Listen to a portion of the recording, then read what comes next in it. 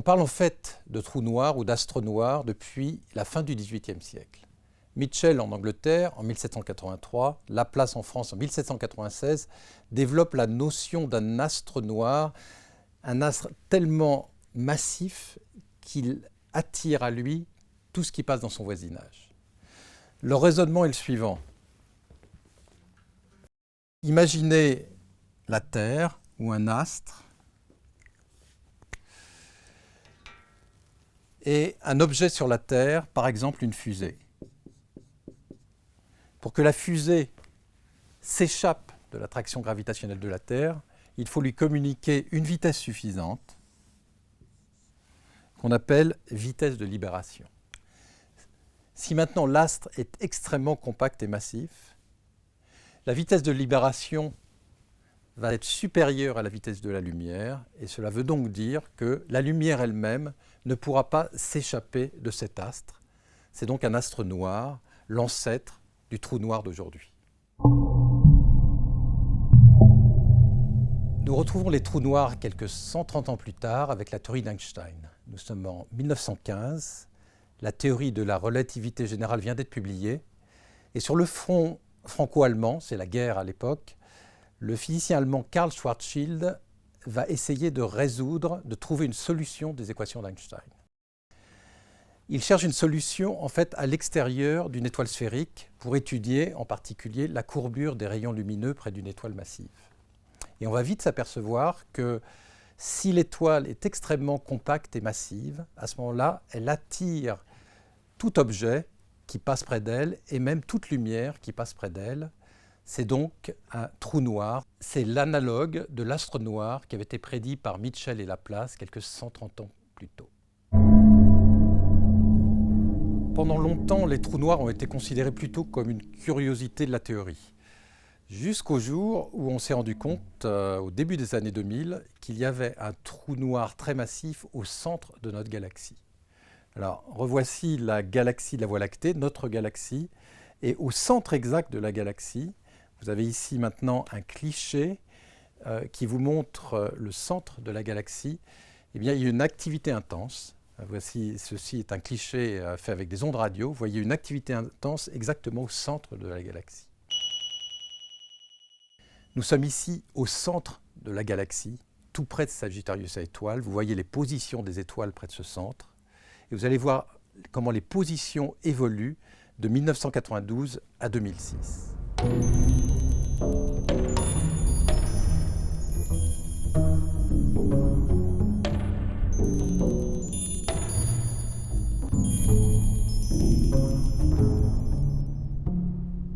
Vous voyez que, par exemple, l'étoile qui est en haut à gauche est arrivée près du centre galactique et est repartie brusquement, ce qui dénote un objet très massif.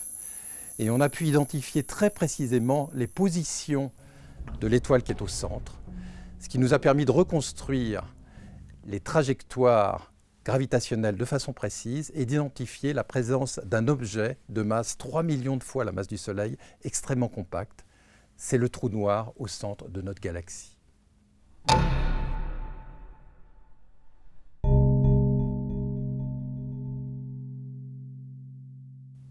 Je vais commencer par poser une question.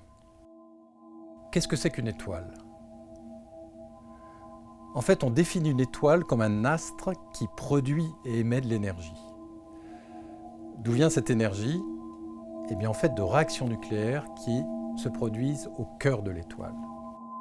Et on pense en fait qu'une étoile est en équilibre sous deux effets contradictoires.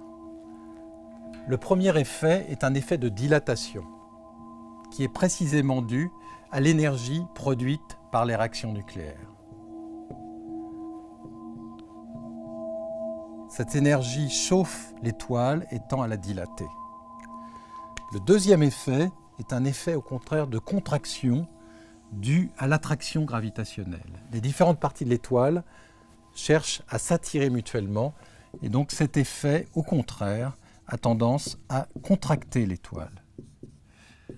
Et une étoile, comme le Soleil aujourd'hui, est précisément en équilibre, ce qui veut dire que sa taille ne bouge pas.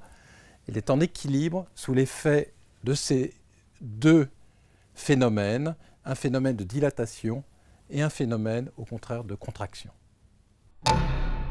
Qu'est-ce qui va freiner cette contraction? C'est un phénomène de la physique quantique microscopique qui va nous l'apprendre. Pour cela, je vais devoir vous expliquer une propriété fondamentale des particules élémentaires. J'ai ici une lampe de poche et notre traditionnel paquet de sucre. C'est Wolfgang Pauli qui nous a expliqué qu'il y a une différence entre les particules élémentaires qui forment le morceau de sucre, des protons, des neutrons, des électrons, et les particules élémentaires qui forment un faisceau de lumière, les photons. Selon un principe que Pauli a énoncé, qu'on appelle le principe de Pauli, les particules élémentaires qui forment le morceau de sucre sont des fermions. Ils ne peuvent être dans le même état microscopique. Ce qui veut dire donc qu'on rajoute les états microscopiques les uns à côté des autres, exactement comme je dois mettre les uns à côté des autres les différents morceaux de sucre.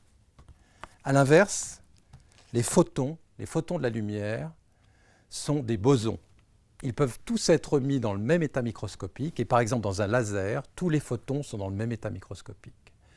Et c'est cette différence quantique, cette différence de la physique la plus microscopique qui soit, qui, en conséquence, donne une différence entre la matière que nous pouvons toucher entre les doigts et au contraire la lumière que nous ne pouvons pas saisir entre nos doigts.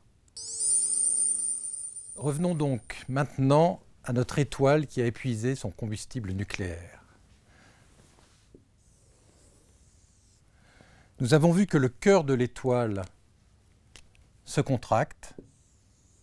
Cette contraction va être en fait arrêtée par la pression exercée par les électrons. Les électrons sont des fermions et donc ne peuvent être juxtaposés ou superposés les uns aux autres. Et donc ceci va être arrêté par la pression des électrons et le cœur va former ce que nous appelons une naine blanche. A l'inverse, de la chaleur s'est dégagée à cause de la contraction, de l'énergie gravitationnelle qui était gagnée. Cette chaleur va se transmettre aux couches externes de l'étoile et va dilater ces couches externes pour former ce qu'on appelle une géante rouge. Vous avez ici un cliché de géante rouge et on pense que le futur de notre Soleil sera exactement celui-ci. Formation au centre d'une naine blanche et création d'une énorme géante rouge qui va être d'une taille tellement importante qu'elle va finir par englober la Terre elle-même. Alors revenons 2 secondes à ces étoiles très compactes que sont les naines blanches qui viennent du cœur de l'étoile. Dans certains cas, ces naines blanches ont des étoiles compagnons et comme ce sont des astres très massifs et très compacts, ils vont comme dans ce cliché qui est une illustration d'artiste, elles vont absorber de la matière de l'étoile compagnon jusqu'à grossir de telle façon qu'elles vont éclater. Et c'est ceci qui est à l'origine des explosions de supernovas de type 1A que nous avons utilisées dans le cas de l'énergie sombre comme chandelle standard. Si l'étoile est plus massive, l'écroulement gravitationnel du cœur ne va pas s'arrêter avec la pression exercée par les électrons. En fait, l'énergie gravitationnelle va être utilisée pour transformer électrons et protons en neutrons.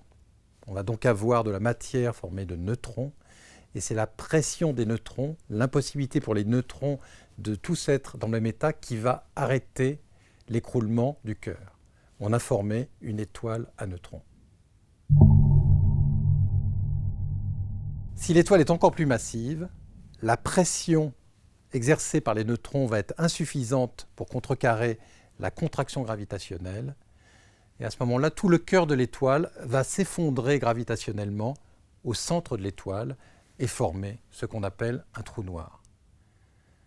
L'énergie gravitationnelle fournie dans ce processus va être extrêmement importante, va venir chauffer les couches externes de l'étoile qui va exploser. Et donc la formation de trous noirs, et d'ailleurs d'étoiles à neutrons, est associée avec certaines des explosions les plus énergétiques de l'univers, comme les explosions de supernovas, ou les plus énergétiques de tous, qui sont les sursauts gamma. Résumons ce que nous avons vu au cours de cette première séquence. Les étoiles, comme notre Soleil, sont en équilibre sous deux effets contradictoires. Le premier qui est un effet de dilatation dû à la production d'énergie par les réactions nucléaires qui ont lieu au cœur de l'étoile. Le deuxième qui est un effet au contraire de contraction qui est dû à l'attraction gravitationnelle des différentes parties de l'étoile. Quand les étoiles épuisent leur combustible nucléaire, leur cœur se contracte sous l'effet de la gravité. Et donc, selon la masse de l'étoile, ce cœur peut évoluer, nous avons vu, en naine blanche, en étoile à neutrons, ou pour les plus massives, en trou noir. La production de ces astres très compacts s'accompagne généralement d'explosions violentes des couches externes de l'étoile initiale, par exemple des explosions de supernovas. Au passage, nous avons vu que la différence intuitive entre matière et rayonnement s'explique au niveau microscopique par une différence fondamentale entre les particules qui les composent. La matière est formée de fermions et les fermions, microscopiquement, se juxtaposent. Le rayonnement est formé de bosons. Au niveau microscopique, les bosons se superposent.